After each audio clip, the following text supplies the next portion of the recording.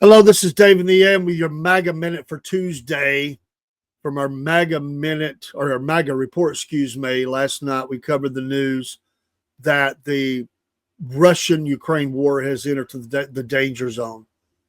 Folks, it is not good. The restrictions have been taking off. According to the German Chancellor, the range restrictions on Ukrainian weapons have been supplied by the French, the British, and the Germans and Americans.